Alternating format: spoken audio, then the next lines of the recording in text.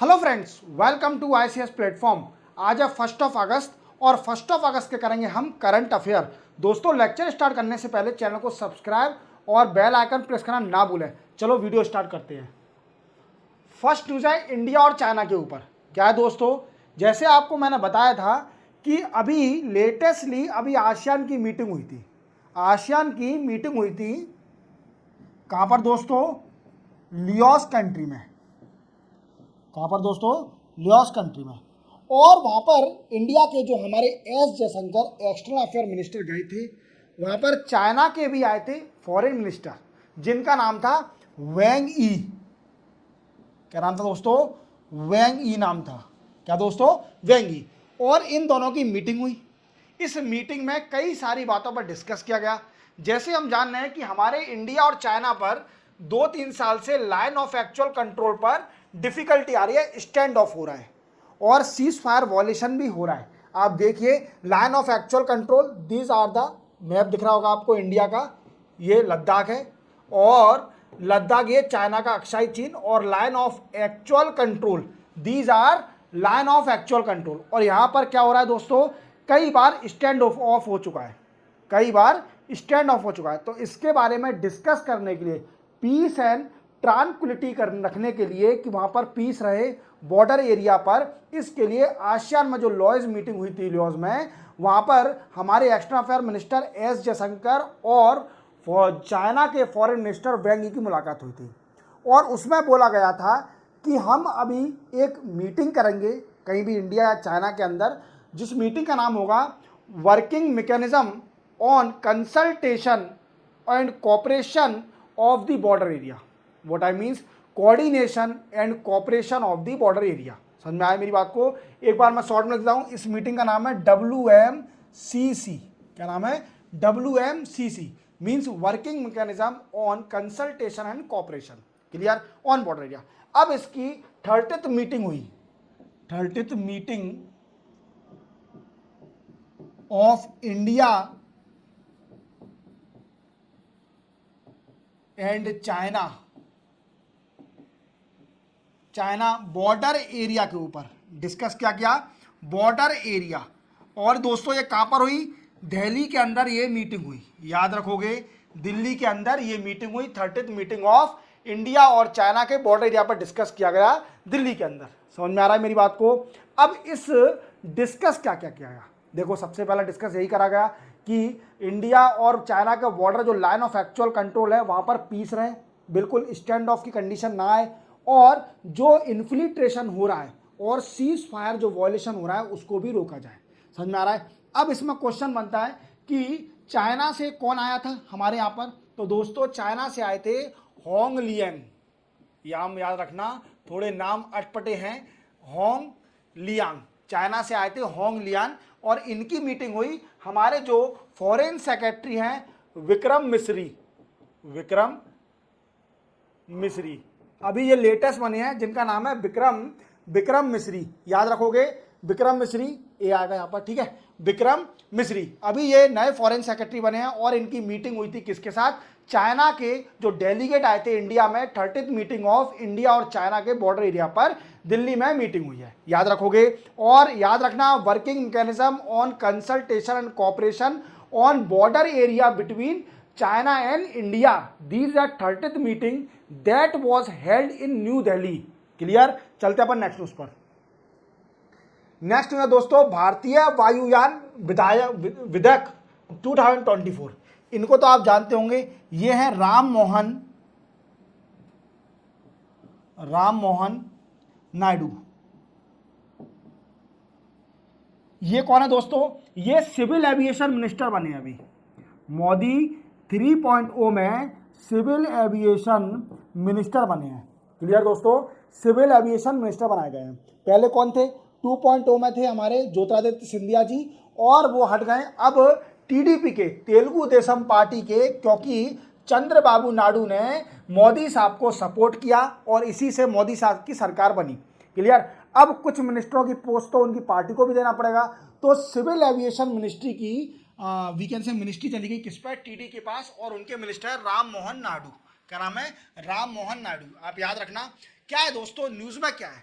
देखो क्या है कि सेंट्रल गवर्नमेंट ने एक बिल निकाला है जिसका नाम है भारतीय वायुयान विधेयक विधेयक 2024। देखो विधेयक बोलते हैं, विधेयक इंग्लिश में, हिंदी में बोला जाता है विधेयक। अब ये क्या है, ये रिप्लेस किसको करेगा, ये रिप्लेस करेगा एयरक्राफ्ट एक्ट 1934। 1934 को रिप्लेस करेगा। क्यों रिप्लेस कर रहा है, तो आप जानते हो कि हमारा देश आजाद कब हुआ दोस्तों, 1947 में। और 1947 से जितने भी कानून आए वो किसने निकाले, वो ब्रिटिश गवर्नमेंट ने निकाले। और ब्रिटिश गवर्नमेंट ने जितने भी कानून निकाले होंगे आप जानते हो कि वो in favour of British government के फेवर के ही होंगे कानून। तो क्या है, कई सारे कानून ऐसे हैं जो रिप्लेस करने की जरूरत है। अब मोदी साहब की सरकार ने इस कानून को चेंज करने का बोला कि हम नया कानून पास करेंगे जिसका नाम होगा भारतीय वायुयान विधेयक 2024। और ये रिप्लेस किसको करेगा, रिप्लेस करेगा एयरक्राफ्ट एक्ट 1934 को। याद रखोगे, जो ब्रिटिश गवर्नमेंट की सरकार थी 1934 में, 1934 में उनने ये कानून निकाला था। तो we can say this act is a British era act, British era act. ठीक है सर, अच्छी बात है, ब्रिटिश से कानून चेंज हो रहे हैं, पर न्यूज क्या है, ऐसा क्या है इसमें जो आप हमें बताना चाहते हो। तो न्यूज ये है कि कई सारे अपोजिशन पार्टी इसका विरोध कर रही हैं। क्यों विरोध कर रही है इस कानून का, इस कानून का विरोध इसलिए करा जा रहा है क्योंकि इस कानून का हिंदी नाम है, क्या दोस्तों, हिंदी नाम है इसका, हिंदी में नाम दिया हुआ है। और इंडिया हमारी एक डाइवर्स कंट्री है जिसमें कई सारी तरह की लैंग्वेज बोली जाती है, तेलुगु बोली जाती है, एग्जाम्पल के लिए तमिल बोली जाती है। तो ऐसे कई सारी बोलियां हैं जो हमारे भारत में बोली जाती है। अब हिंदी एक, ठीक है मानता हूं, लार्जेस्ट पॉपुलेशन जो है वो हिंदी बोलती है, बट इसका मतलब ये नहीं है कि आप कानून हिंदी में, हर कानून को हिंदी में निकालो। तो इसका अपोजिशन हो रहा है, इनसे बोला जा रहा है कि कैसे पॉसिबल है आप हर कानून को हिंदी में निकाल रहे हो। हिंदी में निकालोगे तो हिंदी जो तमिल के लोग बाग हैं वो कैसे इसको प्रोनाउंसिएशन करेंगे।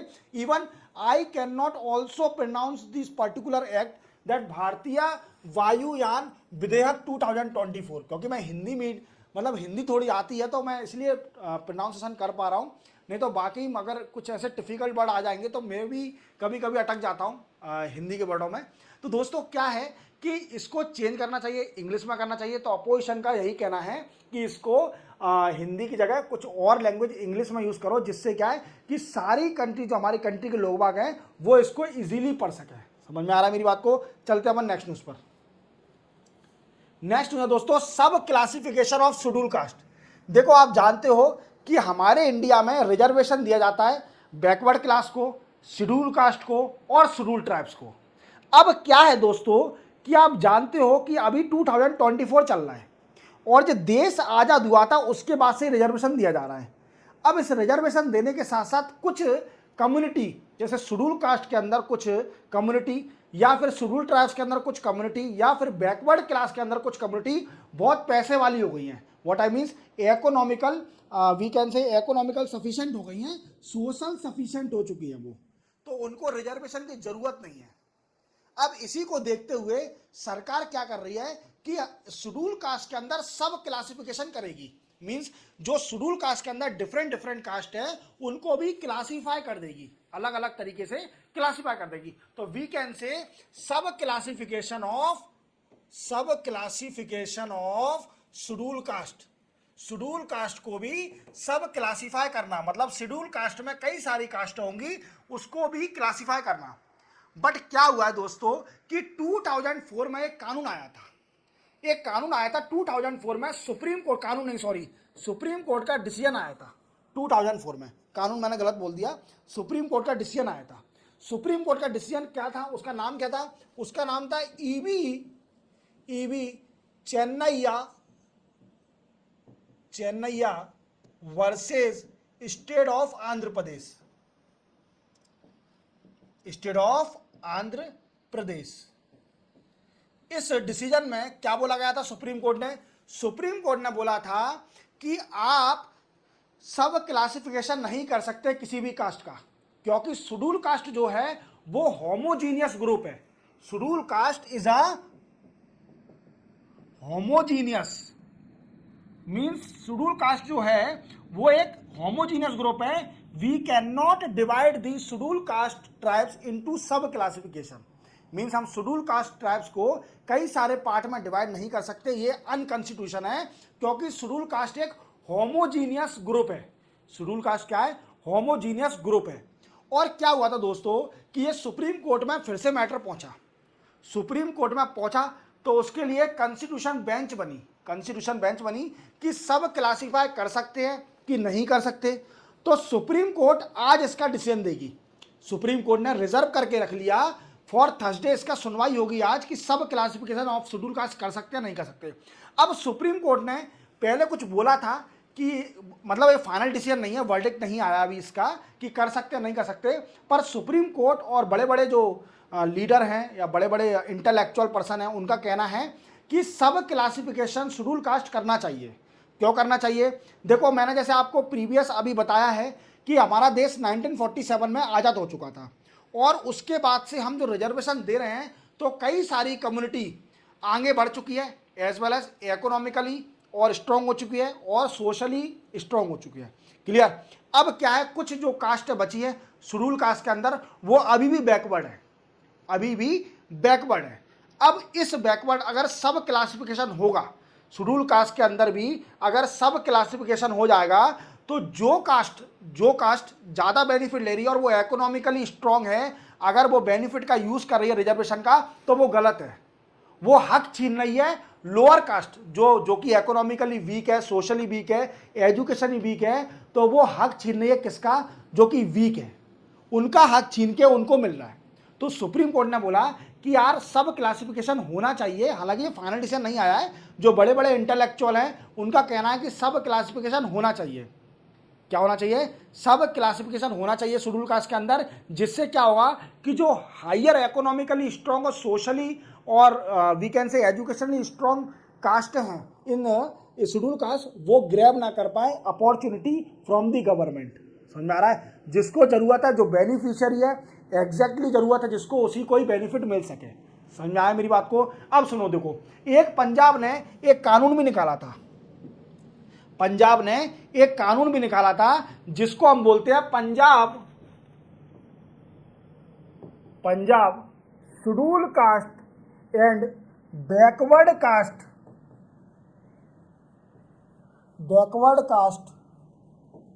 क्या रिजर्वेशन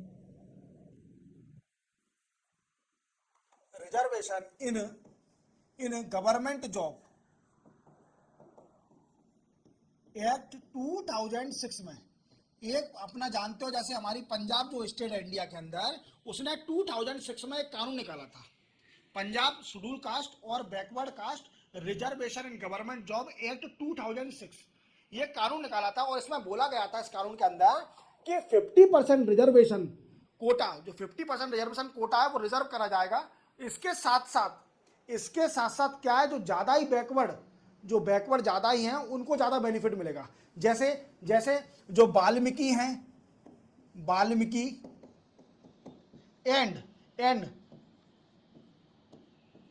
मजाज सिक्स, ये सिक्स जो है वाल्मीकि सिख हैं, इनको ज़्यादा बेनिफिट मिलेगा, इनको ज़्यादा बेनिफिट दिया जाएगा। समझ में आ रहा है मेरी बात को? समझ में आ रहा है? मजहाबी, वाल्मीकि और मजहाबी सिख को ज़्यादा बेनिफिट दिया जाएगा। याद रखोगे, वाल्मीकि और मजहाबी सिख को ज़्यादा बेनिफिट दिया जाएगा इस एक्ट के अंदर। अब क्या हुआ, ये पहुंचा किसके पास? ये पहुंचा दोस्तों high court of Punjab and Haryana के पास, जो कि चंडीगढ़ में इसकी बेंच है। वहां पर ये कानून पहुंचा कि ये कानून सही है गलत है। तो इसमें एक पर्टिकुलर सेक्शन को रिमूव कर दिया, अनकॉन्स्टिट्यूशन बोल दिया, as per the decision of the supreme court E V Chinnaiah versus state of Andhra Pradesh. इस कानून के, इस वर्डिक्ट, सुप्रीम कोर्ट के वर्डिक्ट के हिसाब से ऐसा नहीं हो सकता कि किसी पर्टिकुलर शेड्यूल कास्ट को रिजर्वेशन ज़्यादा दिया जाए, ज़्यादा बेनिफिट दिया जाए as compare to other schedule caste as per the verdict of the supreme court in E V Chinnaiah versus state of Andhra Pradesh. याद रखोगे। अब क्या है, आज इसकी सुनवाई है, आज थर्सडे ही है ना, थर्सडे को इसकी सुनवाई है सुप्रीम कोर्ट में। अब देखते हैं कि शेड्यूल कास्ट के अंदर सब कैटेगराइजेशन, सब क्लासिफिकेशन हो सकता है कि नहीं हो सकता। क्या कहती है, सुप्रीम कोर्ट अपना खुद का डिसीजन को रिव्यू करती है या फिर उसको ओवर रूल करती है, चेंज करती है, वो सुप्रीम कोर्ट पर डिपेंड करता है। क्लियर? चल, अपना काम है समझना, हम चलते हैं नेक्स्ट न्यूज पर। नेक्स्ट न्यूज है इंपोर्ट ऑफ टूअर और पिजन पीस फ्रॉम मोजाम्बिक। आप जैसे जानते हो दोस्तों कि हमारे भारत में दाल बड़ी खाई जाती है। मतलब आप किसी भी होटल में खाना खाने जाते हो, अगर आपने दाल नहीं मंगवाई तो आपका खाना पूरा वेस्टेज जाएगा, पेट नहीं भरेगा आपका। और दाल को इतना महत्व दिया जाता है हमारे इंडिया में कि दाल को बोला जाता है कि इससे प्रोटीन मिलेगी। जैसे हमारे पेरेंट्स, माँ और पिताजी बोलते हैं कि दाल जरूर खाना चाहिए, दाल जरूर खाइए, क्योंकि दाल से क्या होगा कि आपको प्रोटीन मिलेगी, बेटा दाल ज़्यादा खा। तो हमारे घर में पर डे एक दिन ऐसा नहीं जाता कि दाल ना बने। कोई ऐसा एक पर्टिकुलर ही दिन जाएगा जिस दिन दाल नहीं बनेगी, मतलब मोस्टली सुबह या शाम दाल तो बनेगी हमारे यहाँ पर।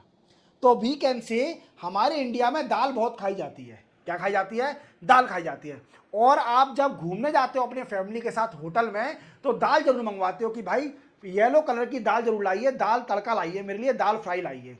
तो दाल का ज़्यादा कंज्यूम करा जाता है, ज़्यादा कंजम्पशन करा जाता है दाल का। इसी कारण हमारे भारत में सबसे ज़्यादा दाल का प्रोडक्शन होता है। India is largest producer of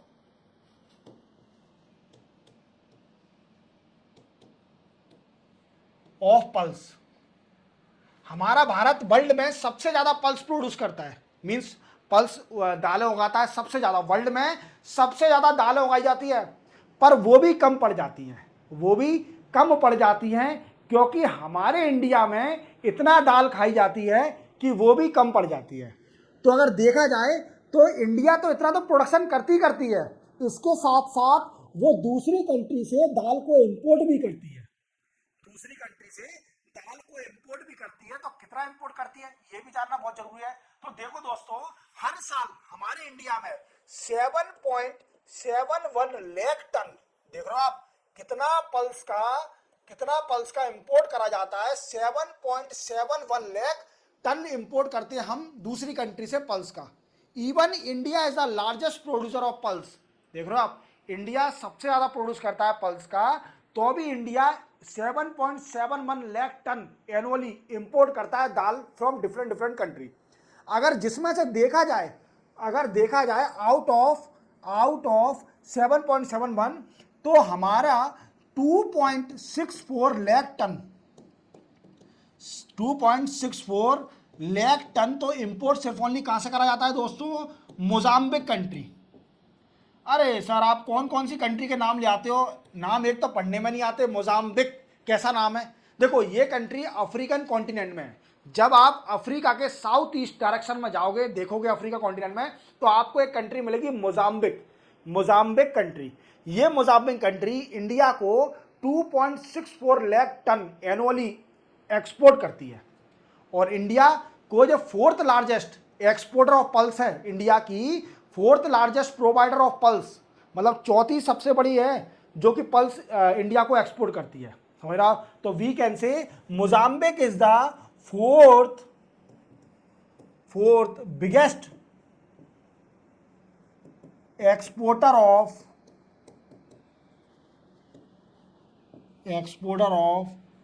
pulse to India.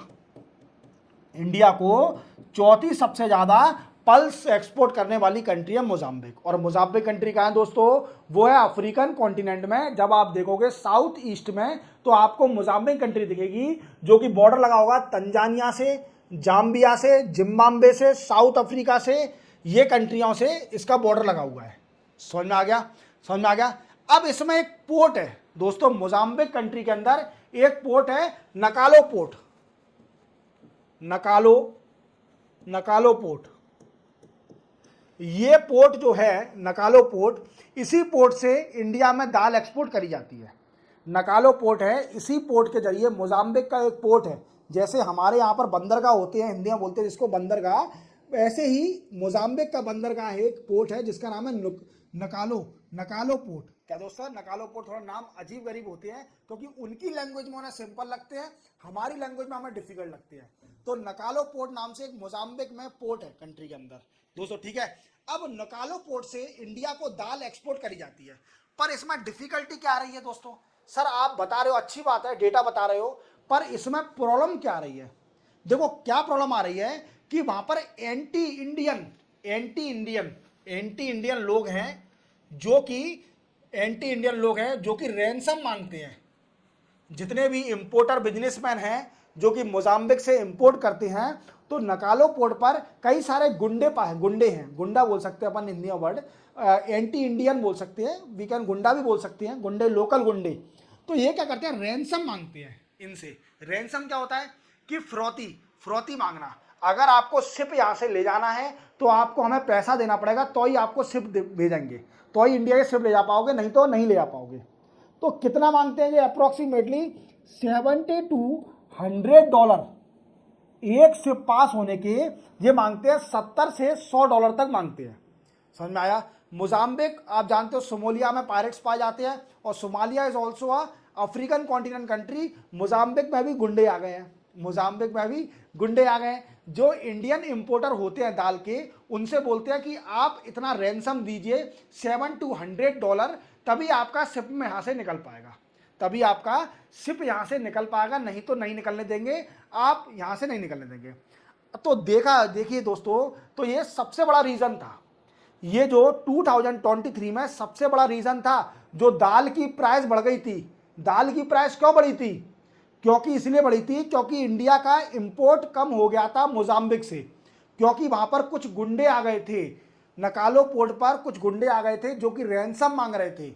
Indian importer जो पल्स को इंपोर्ट करते हैं उनसे रैंसम मांग रहे थे, फ्रौती मांग रहे थे, इसलिए हमारे भारत में दाल की प्राइस बढ़ गई थी 2023 में जो राइस की प्राइस बढ़ गई थी, इसी कारण बढ़ गई थी दोस्तों। क्लियर हो गया इतना? अब सुनो मेरी बात।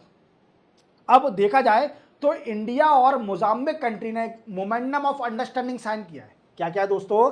एक इंडिया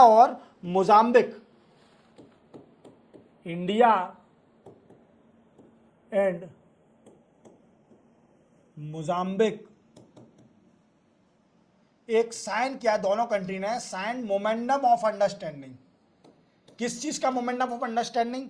ये क्या करेंगे कि दाल को एक्सपोर्ट करने का। इंडिया को दाल की बहुत भूख है, क्योंकि इंडिया है तो even India is the largest producer of pulse, पर तो भी उसको चाहिए, इंपोर्ट चाहिए, क्योंकि दाल की ज्यादा खपत है हमारे भारत में। हर आदमी दाल खाता है, मतलब क्या बताऊं कि अभी मैं पढ़ा रहा हूं सुबह सुबह, तो कई लोगों के यहाँ दाल की सीटी बज रही होगी, कुकर की सीटी बज रही होगी और दाल बन रही होगी। तो देखो, इंडिया और मोजाम्बिक कंट्री ने साइन किया एक मोमेंडम ऑफ अंडरस्टैंडिंग, जिसमें 2 लाख टन पल्स को एक्सपोर्ट करेगी मोजाम्बिक कंट्री इंडिया को। तो आप समझ गए होंगे इंडिया और मोजाम्बिक के रिलेशन और कौन कौन से डील इन्हें साइन करके रखे हैं। चलते अपन नेक्स्ट न्यूज पर। नेक्स्ट न्यूज है एक्सरसाइज तरंग शक्ति 2024। देखो क्या है दोस्तों कि इंडिया एक मल्टीनेशनल और मल्टीलैटरल एक्सरसाइज करने वाली है। व्हाट आई मींस मल्टीलैटरल, कई सारे देश इसमें आएंगे और एक्सरसाइज करी जाएगी। एक्सरसाइज जानते हो आप, प्रैक्टिस करते हैं, जिसमें एयर फोर्स की एक्सरसाइज होगी। ये क्या होगी दोस्तों? एयर फोर्स की ये एक्सरसाइज होगी और इसका नाम होगा तरंग शक्ति 2024। और ये किस मंथ होगी दोस्तों? ये 2 फेज में होगी, 2 फेज, 2 फेज में ये करी जाएगी तरंग शक्ति 2024 एक्सरसाइज। और ये एयर फोर्स की एक्सरसाइज होगी और मल्टीनेशनल कई सारी कंट्रीज में पार्टिसिपेट करेंगी। इसमें अप्रोक्सीमेटली 30 कंट्रीज पार्टिसिपेट करेगी। क्या करेगी दोस्तों? पार्टिसिपेट करेगी 30 कंट्री, और 150 foreign and Indian aircraft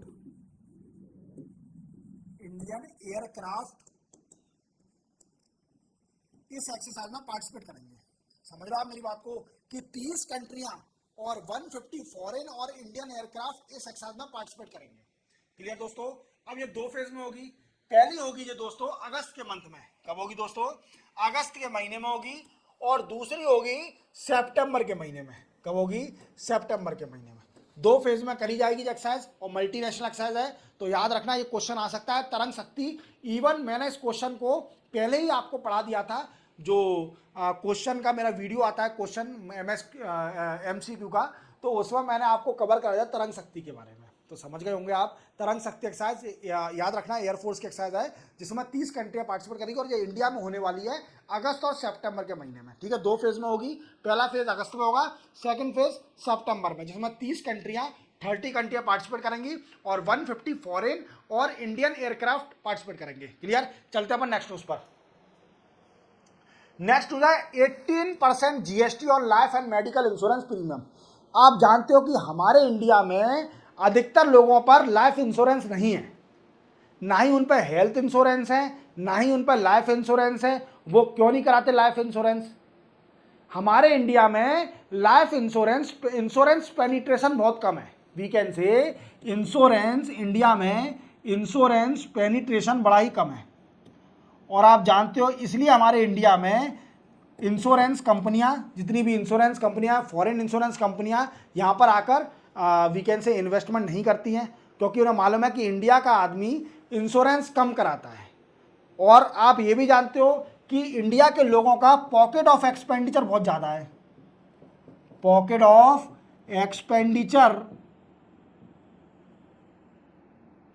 on health के ऊपर पॉकेट ऑफ एक्सपेंडिचर बहुत ज़्यादा है। Clear, pocket of expenditure health पे बहुत ज़्यादा है और इंडिया क्या तो भी नहीं कराती है हेल्थ इंश्योरेंस इंडिया के लोग बाग। अब क्या हुआ है, जो नितिन गडकरी, आप जानते होंगे नितिन गडकरी कौन है? यूनियन मिनिस्टर ऑफ रोड के हैं, शिपिंग के हैं, तो ये यूनियन मिनिस्टर हैं। आप जानते हो नेशनल हाईवे ने कई सारे अच्छे नेशनल एक्सप्रेसवे, नेशनल हाईवे बहुत अच्छे बनाए हैं और अच्छा काम करते हैं। और ये किसी भी सभा में जाते हैं तो सिर्फ ओनली एक ही बात बोलते हैं कि हम पे बहुत पैसा है, हम कुछ भी बना सकते हैं, रोड कहीं भी बना सकते हैं, आप तो बताओ बस, मैं भाई रोड बना दूंगा। तो ये इनका हर जगह स्टेटमेंट होता है। अब ये नागपुर गए थे, आप जानते हो, जैसे नासिक, शायद नासिक कि नागपुर, नासिक गए थे आई थिंक, हाँ नासिक गए थे।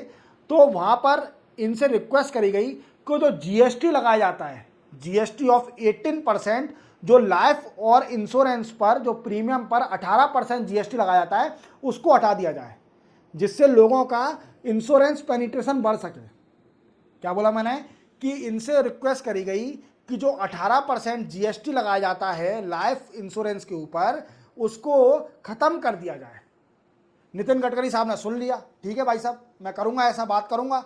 जो हमारे फाइनेंस मिनिस्टर हैं निर्मला सीतारमण जी, उनसे मैं डिस्कस करूंगा इस मैटर पे कि जो 18% जीएसटी लगाया जा रहा है लाइफ इंश्योरेंस पे, उसको नील कर दिया जाए। क्या कर दिया जाए? नील कर दिया जाए। तो ये गए, यूनियन में गए और इन्होंने डिस्कस किया, निर्मला सीतारमण जी से बोला कि आप एक रिक्वेस्ट करिए, जो 18% जीएसटी लगाया जा रहा है लाइफ इंश्योरेंस और मेडिकल इंश्योरेंस प्रीमियम पर, उसको नील कर दीजिए या फिर उसको रिड्यूस कर दीजिए, जिससे क्या होगा, इंडिया में इंश्योरेंस पेनिट्रेशन बढ़ जाए। जिससे क्या होगा, इंश्योरेंस पेनिट्रेशन बढ़ जाएगा। समझ में आया मेरी बात को? अब क्या है कि निर्मला सीतारमण जी ने बोला कि हमारे पास पावर ही नहीं है, हमारे पास जीएसटी कम करने की पावर नहीं है। पावर किसके पास है? जीएसटी काउंसिल के पास। किसके पास है दोस्तों? जीएसटी काउंसिल, जीएसटी काउंसिल के ऊपर। अब जीएसटी काउंसिल की जब मीटिंग होगी तो हम इस काउंसिल में इसके ऊपर डिस्कस करेंगे for enhancing the penetration of the Indian people in insurance sector as well as reduce the GST of 18% on life and medical insurance. इन पॉइंट पर डिस्कस किया जाएगा। समझ में आया? तो नितिन गडकरी साहब, हालांकि ये तो रोड के मिनिस्टर हैं, पर जब कूद रहे हैं इंश्योरेंस फाइनेंस मिनिस्ट्री में, तो बहुत अच्छी बात है कि हमारे देश के जो मिनिस्टर हैं, मंत्री हैं, वो हर मिनिस्ट्री में डिस्कस करना चाहते हैं। तो ये बहुत बड़ा अचीवमेंट है हमारी इंडिया के लिए कि इवन जो नितिन गडकरी साहब हैं वो रोड और शिपिंग के मिनिस्टर हैं, पर वो इंश्योरेंस में इंटरेस्ट ले रहे हैं लोगों से। और निर्मला सीतारमण जी, आप जानती हो, मैंने आपको यूनियन बजट पढ़ा के रखा है, आप देखिए कितना अच्छा बजट निकला था, जिसमें कई सारा बेनिफिट दिया गया है बिहार को और आंध्र प्रदेश को। इतना बेनिफिट दिया है क्योंकि इन्हें सपोर्ट किया था मोदी साहब को। क्लियर, चलते अपन नेक्स्ट न्यूज पर। नेक्स्ट न्यूज है रेलवे। रेलवे के ऊपर आप जानते हो कि रेल के कई सारे एक्सीडेंट हो रहे हैं, रेल के कई सारे एक्सीडेंट हो रहे हैं। अभी आप लेटेस्ट, आपने 2 एक्सीडेंट तो सुन लिए होंगे। एक आपने सुना होगा अभी लेटेस्ट, हावड़ा मुंबई रेल जो मुंबई रेलवे हावड़ा भेजे ना, जो वेस्ट बंगाल में, हावड़ा मुंबई रेल जो कि डीरेल हो गई, मींस पटरी से उतर गई और उसका एक्सीडेंट हो गया। दूसरा आपने केस सुना होगा कंचनजंगा,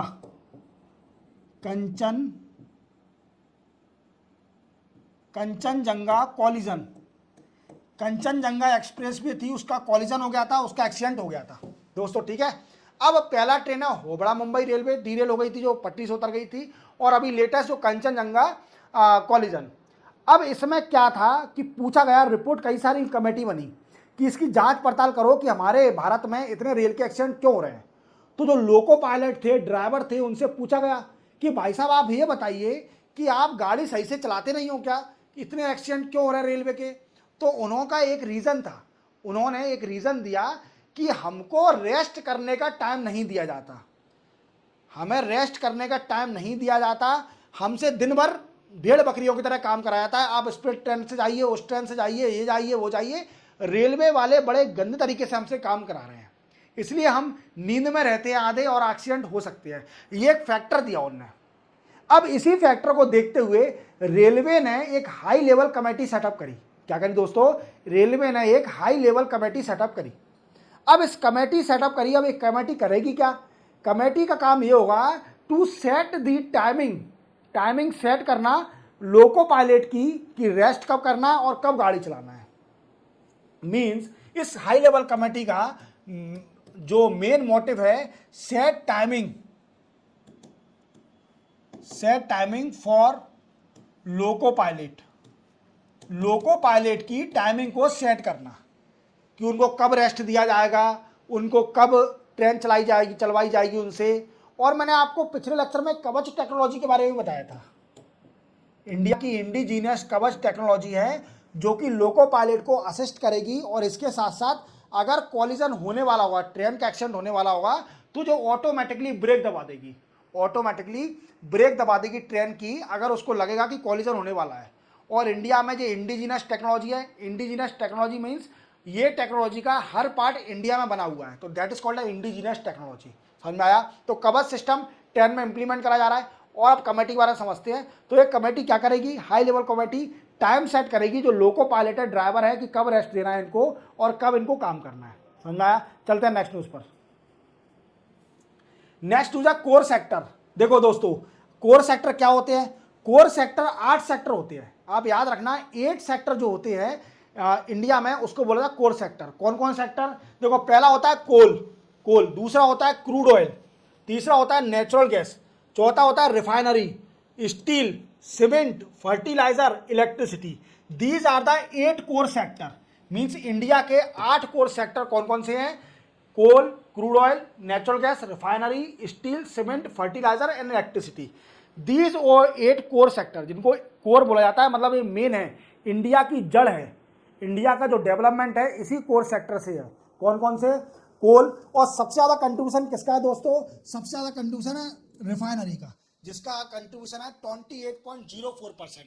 कितना है, 28.04%। इसके बाद है इसका सबसे ज़्यादा कंट्रीब्यूशन इलेक्ट्रिसिटी का, जिसका है 19.85%। कितना है दोस्तों, 19.85। इसके बाद है स्टील का 17.92%। उसके बाद है क्रूड ऑयल का, कोल का 10.33%।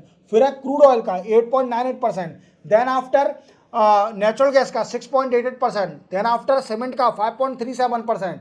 नेक्स्ट आफ्टर फर्टिलाइजर का 2.63%। याद रखना ये शेयर है, कोर सेक्टर के अंदर शेयर, जो 8 कोर सेक्टर है इनका शेयर है। अब क्या हुआ है दोस्तों कि जो 8 सेक्टर का जो ग्रोथ निकली है सबसे कम निकली है इस बार, सिर्फ ओनली 4% हुई है। देख रहे हो, मतलब 20 महीने में सबसे कम कोर सेक्टर की ग्रोथ है, 20 महीने में सबसे कम कोर सेक्टर की ग्रोथ है, ओनली 4%। अब ये कोर सेक्टर तो होते हैं, बट इसका रीजन क्या है, इतना कम क्यों निकली है ग्रोथ इसकी 4%। 20 महीने में पहली बार ऐसा हुआ है कि हमारे जून के महीने में, जून के मंथ में 2024 में कोर सेक्टर की ग्रोथ सिर्फ ओनली 4% है। और मई के महीने में देखा जाए तो मई के महीने में है 6.4%। कितना है, 6.4%। And 4% growth in core sector in June month of 2024। These are the growth of June month. अब क्या हुआ है दोस्तों, इसके फैक्टर क्या है, इसके कारण क्या है कि कोर सेक्टर इतना कम क्यों है। तो इसके फैक्टर है दोस्तों, सबसे पहले तो लोकसभा के इलेक्शन। आप जानते हो कि हमारे इंडिया में 2024 में लोकसभा के इलेक्शन हुए थे, और लोकसभा के इलेक्शन में सरकार ने डेवलपमेंट नहीं कर पाया था। क्या कर पाया था? जो डेवलपमेंट के लिए फंड है वो नहीं दे पाए थे। तो इसका ग्रोथ लो होने का कारण ये भी है कि पहला है इलेक्शन, लोकसभा इलेक्शन, तो सरकार फोकस नहीं कर पाई किसके ऊपर? सरकार फोकस नहीं कर पाई कोर सेक्टर के ऊपर, ठीक है, फंड नहीं दे पाई। दूसरा फैक्टर क्या है दोस्तों कि हमारे इंडिया में कंस्ट्रक्शन का डेवलपमेंट रुक गया है, मतलब कंस्ट्रक्शन डेवलपमेंट थोड़ा कम हो गया है। तो इससे क्या हुआ है कि स्टील और सीमेंट की ग्रोथ रिड्यूस हो गई। स्टील एंड सीमेंट की जो इंडस्ट्री है उनकी ग्रोथ रिड्यूस हो गई। किसकी ग्रोथ रिड्यूस हो गई? स्टील और सीमेंट की। तो आपको याद क्या रखना है कि कोर सेक्टर का परसेंटेज, जो ग्रोथ परसेंटेज है, ओनली 4% है इन जून मंथ ऑफ 2024। याद रखोगे। और इसके दो कारण हैं। पहला कारण है इलेक्शन होना लोकसभा का, और दूसरा कारण है जो कंस्ट्रक्शन डेवलपमेंट है उसका रिड्यूस होना, जिससे स्टील और सीमेंट की ग्रोथ नहीं हो पा रही। स्टील और सीमेंट की इंडस्ट्रियों की ग्रोथ नहीं हो पा रही। क्लियर? चलते हैं नेक्स्ट न्यूज पर। नेक्स्ट न्यूज है वुमेन एंटरप्रेन्योरशिप प्रोग्राम। आप जानते हो कि हमारे भारत में वुमेन की बड़ी दिक्कत है। वुमेन जो महिला है, महिला को बड़ा ही अत्याचार किया जाता है, टॉर्चर किया जाता है। एक घरों में टॉर्चर करते हैं, जैसे हस्बैंड टॉर्चर करते हैं, वॉयलेंस होता है घर के अंदर। अब महिला को प्रमोट करने के लिए, एंटरप्रेन्योरशिप देने के लिए, या फिर उनको वुमेनों को एम्पावर करने के लिए, उनको एम्प्लॉयमेंट मिल सके, तो क्या है कि women empowerment entrepreneurship programme start किया गया है। वुमेन एंटरप्रेन्योरशिप प्रोग्राम स्टार्ट किया गया है। ये प्रोग्राम किसने स्टार्ट किया है दोस्तों? ये स्टार्ट किया है skill development corporation of India ने। किसने स्टार्ट किया? Skill development corporation of India ने महिलाओं के लिए एक वुमेन, क्या करा दोस्तों? वुमेन एंटरप्रेन्योरशिप प्रोग्राम स्टार्ट किया। आप जानते हो हमारे भारत में, मैं फिर से बोलना चाहूंगा कि हमारे भारत में वुमेनों की बड़ी हालत खराब है, क्योंकि कई सारा डोमेस्टिक वायलेंस होता है और कई सारा टॉर्चर करते हैं, कई सारी वायलेंस होता है। तो आप जानते हो डोमेस्टिक वायलेंस हो रहा है, या फिर उनको टॉर्चर किया जा रहा है, या फिर उनको एम्प्लॉयमेंट नहीं दिया जा रहा है। तो वुमेन इंडिया में बड़ी डिप्रेबल कंडीशन में रहती है। क्या रहती है? वुमेन बड़ी डिप्रेबल कंडीशन में रहती हैं। अब इसको वुमेन एम्पावरमेंट, मजबूत सशक्तिकरण बनाने के लिए वुमेन को एक प्रोग्राम स्टार्ट किया skill development corporation of India ने, जिसको बोलते हैं वुमेन एंटरप्रेन्योरशिप प्रोग्राम। क्या है दोस्तों? वुमेन एंटरप्रेन्योरशिप प्रोग्राम स्टार्ट किया किसने? Skill development corporation of India ने। इसमें क्या होगा दोस्तों? वुमेन एंटरप्रेन्योरशिप प्रोग्राम में क्या होगा? तो इसमें किया जाएगा दोस्तों, इसमें जो महिला एंटरप्रेन्योरशिप है, जैसे महिला जो कंपनी चला रही है, उसको सरकार फंड देगी कि आप अपनी कंपनी को आगे बढ़ाएं। महिलाओं को एम्पावरमेंट करने के लिए, महिलाओं को एम्पावरमेंट मजबूत देने के लिए सरकार फंड देगी। सरकार क्या देगी? फंड देगी। और इसी के साथ जो महिला की एंटरप्रेन्योरशिप प्रोडक्ट, जो भी प्रोडक्ट और सर्विस बनेगी, प्रोडक्ट्स एंड सर्विसेज, उसको बेचा जाएगा in we can say skill India digital hub में।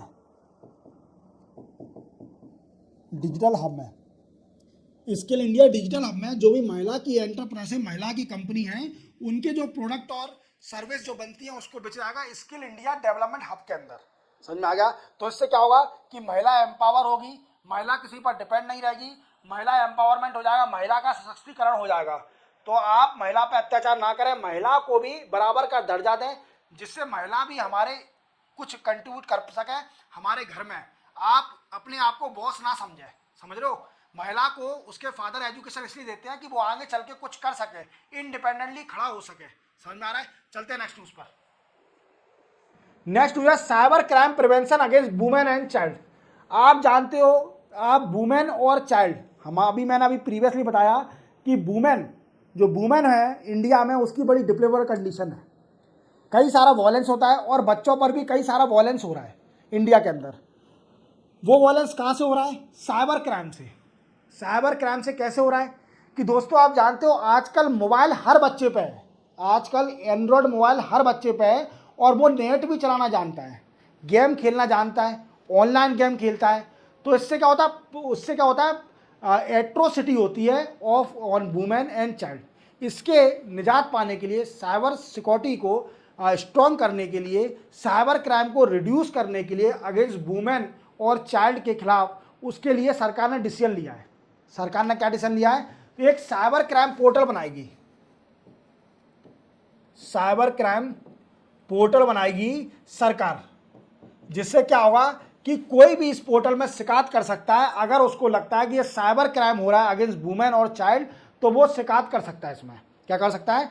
कंप्लेंट कर सकता है। तो साइबर क्राइम पोर्टल नाम याद रखना, ठीक है। साइबर क्राइम जो हो रहा है वुमेन के खिलाफ और चाइल्ड के खिलाफ, उससे निजात पाने के लिए ये क्राइम पोर्टल बनाया है। क्लियर? इसी के साथ 1 अगस्त के करंट अफेयर कंप्लीट होते हैं। चैनल को सब्सक्राइब और बेल आइकन प्रेस करना ना भूलें। मिलते हैं हम कल 2 अगस्त को नए करंट अफेयर के साथ। तब तक के लिए जय हिंद।